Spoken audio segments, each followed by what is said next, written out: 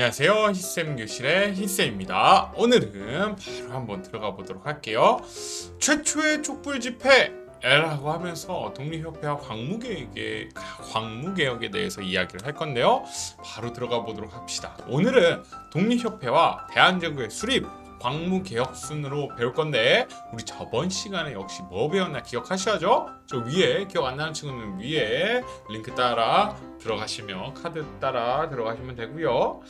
저번 시간에 우리 동학농민운동 해가지고 가보개혁 순으로 배웠어요. 가보개혁 때 의미사병, 의미개혁 해가지고 가보개혁의 의미까지 우리가 저번 시간에 배웠습니다. 한번 꼭 기억해 주시고 어쨌든 격동의 가보년이 지나 을미년이 지나 아간파천이 벌어지는 96년 그게 바로 이제 우리가 펼쳐지는 이야기입니다.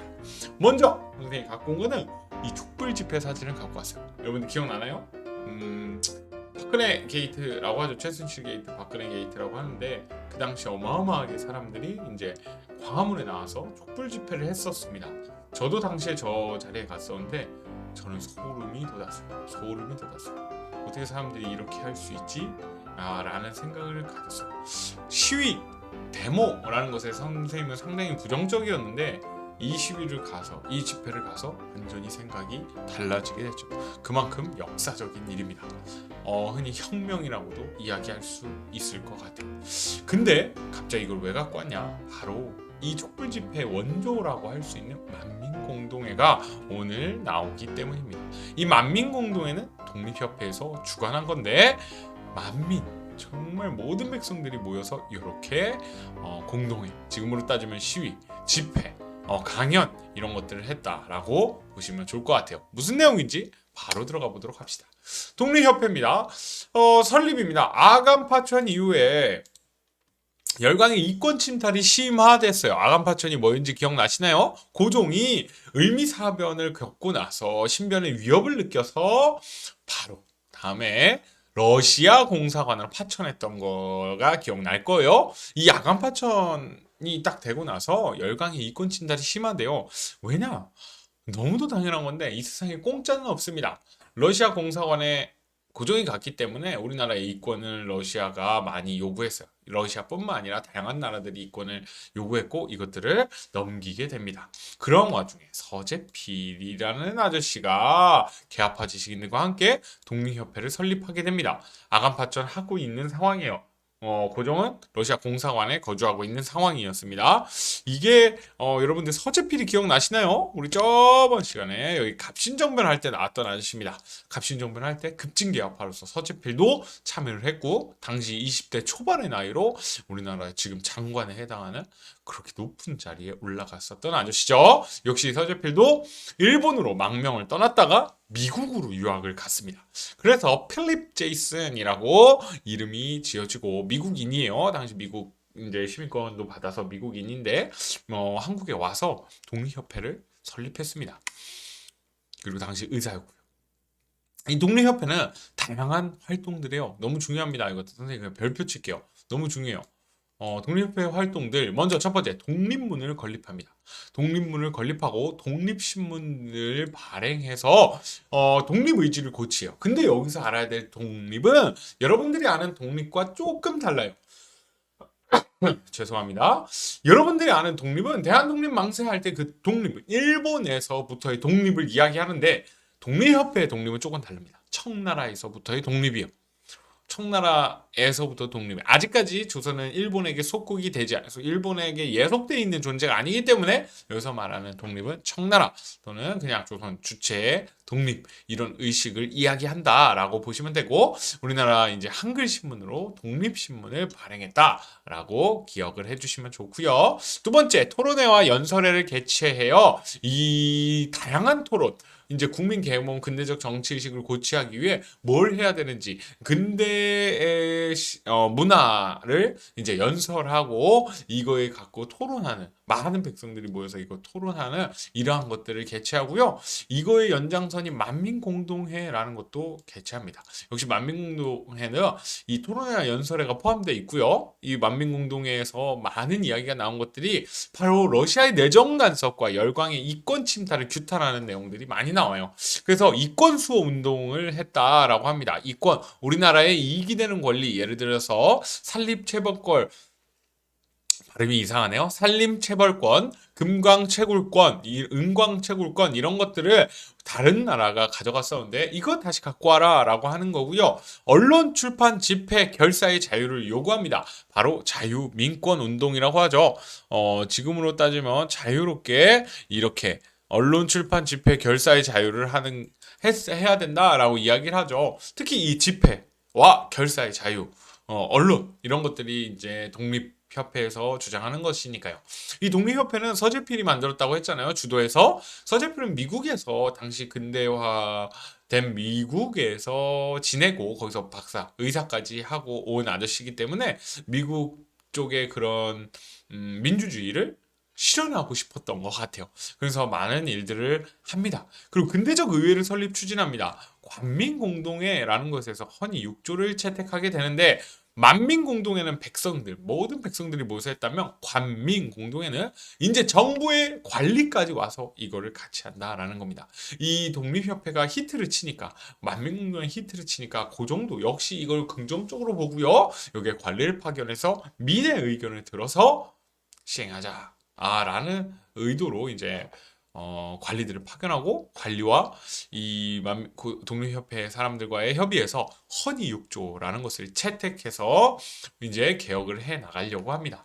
여기 보이는 게 바로 독립문입니다. 지금 서대문구의 서대문 형무소 바로 앞쪽.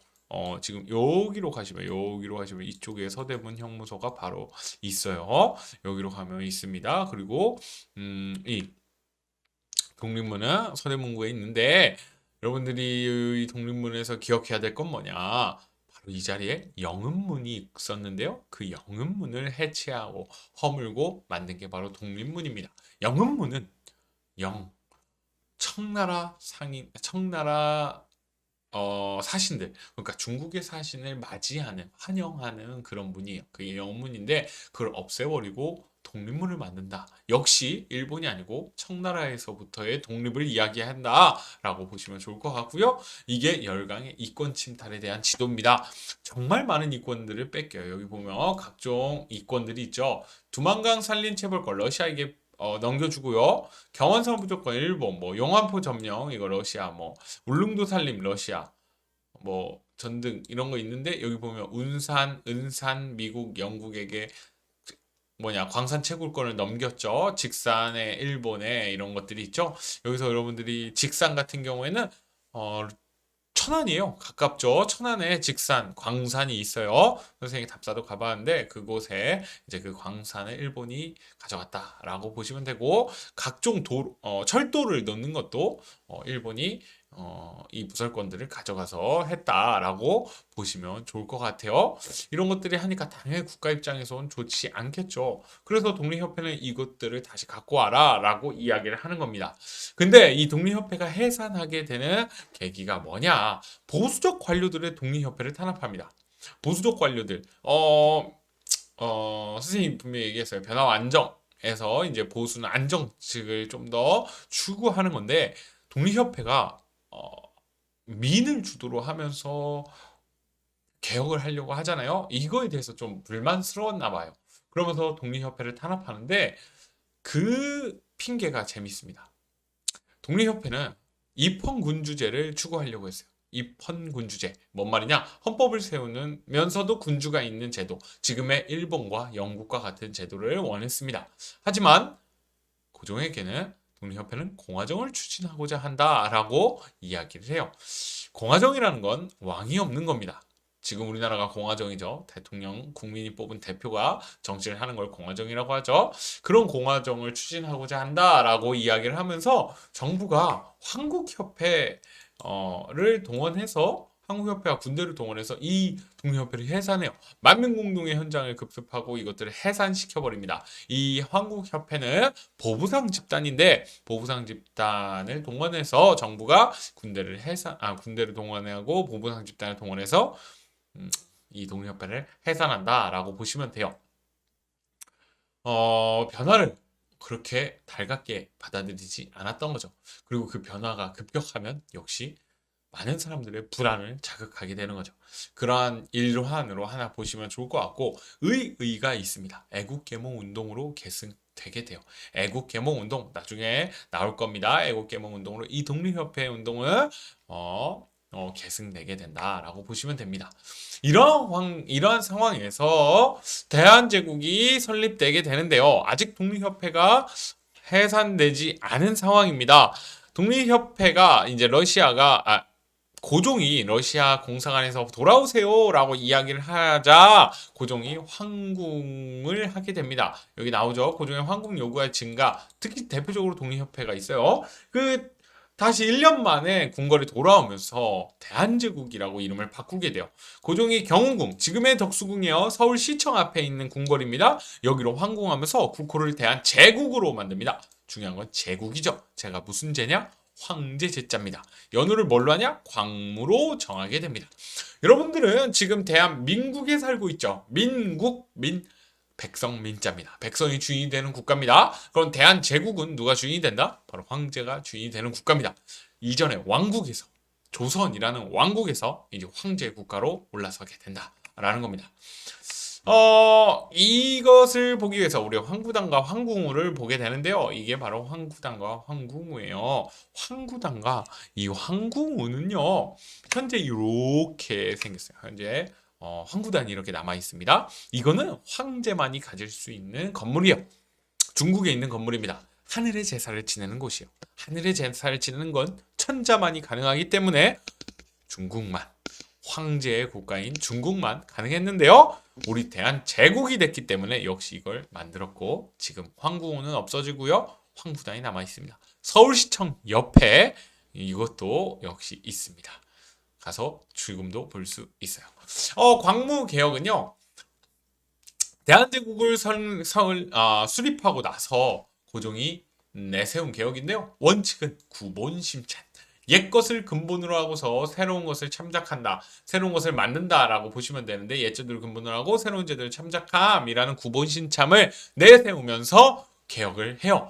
너무도 바람직하지 않나요? 옛날 것들을 기본으로 해서 새로운 것을 만든다라는 건 너무도 좋은 거예요. 하지만 상당히 어디에 초점을 두냐에 따라서 보는 시각이 달라질 수 있어요. 안정을 추구하는 개혁인지 아니면 너무 안정만을 추구해서 개혁을 할 수 없는지, 이 부분의 선은 너무도 어렵습니다. 지금도 어려운 거예요. 그래서 여러분들 이런 뜻을 일단 알고 한번 가봅시다.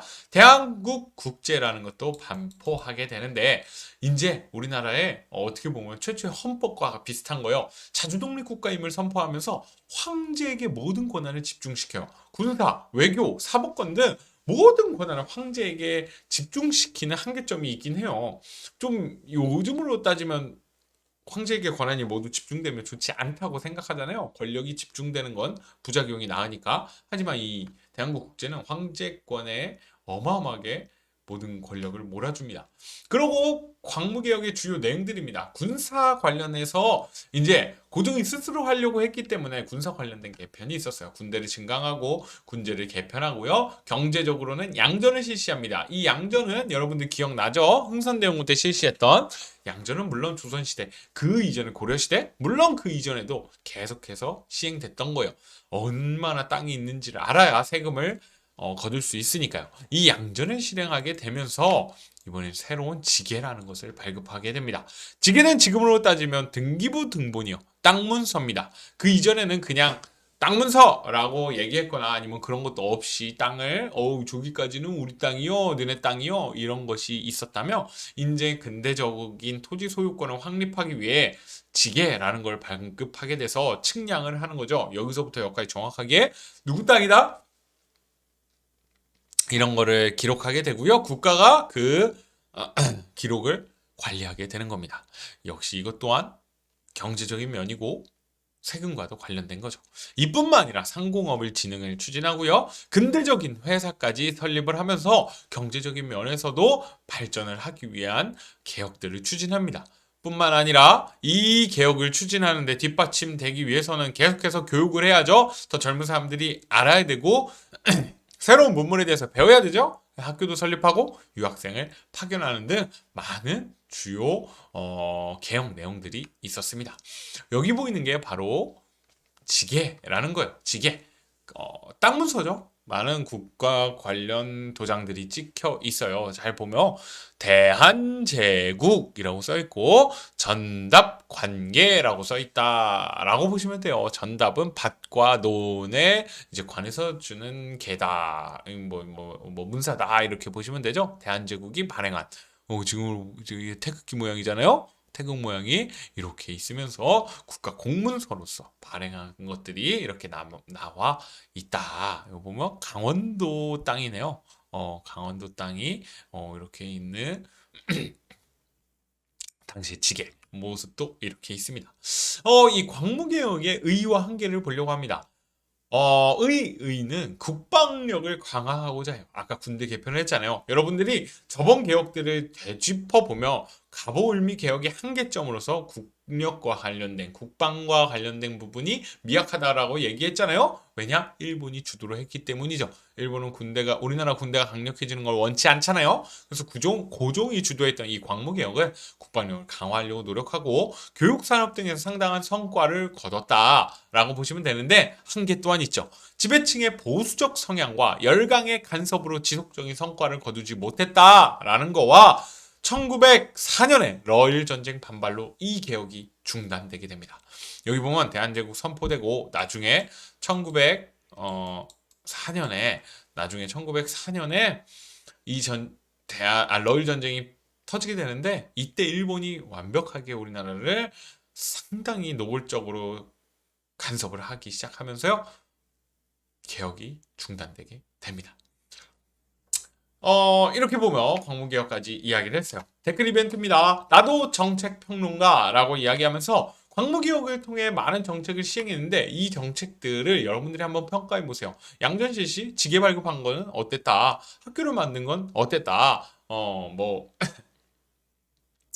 대한국 국제를 만든 건 어땠다. 이건 긍정적인 면이 있지만 이렇게 부정적이다라고 여러분들이 평가를 해보시면 좋을 것 같아요. 역시 근거 있이 여러분들 생각을 쓰는 거니까 자연스럽게 댓글에 자유롭게 달아주시면 좋고요. 역시 상품이 있다라고 보시면 좋을 것 같습니다. 그러면 이렇게 하면 우리 광무개혁 독립협회까지 이야기를 다 나눴습니다. 마지막으로 선생님이 여러분들에게 해주고 싶은 말은요. 항상 근현대사에서 나오는 변화와 안정입니다. 역시 독립협회는 변화를 추구했지만 이를 안정이 추구하는 세력에 의해서 무너지게 되죠. 광무개혁 역시 안정을 추구하면서 개혁을 추진하려고 하죠. 변화를 추진하려고 했습니다. 하지만 그 한계점으로는 역시 안정을 추구하려는 보수적인 관료들의 이야기가 나왔어요. 그리고 어떤 나라든 어떤 사람이든 변화를 추구하면 이거에 대해서 뭐라고 하는 사람들이 많게 되죠. 내적으로든 외적으로든. 그래서 조선 대한제국은 열강의 간섭 또한 많았죠. 역사에서는 많은 걸 배울 수 있습니다. 특히 근현대사에서는 여러분과 정말로 밀접한 것들이요.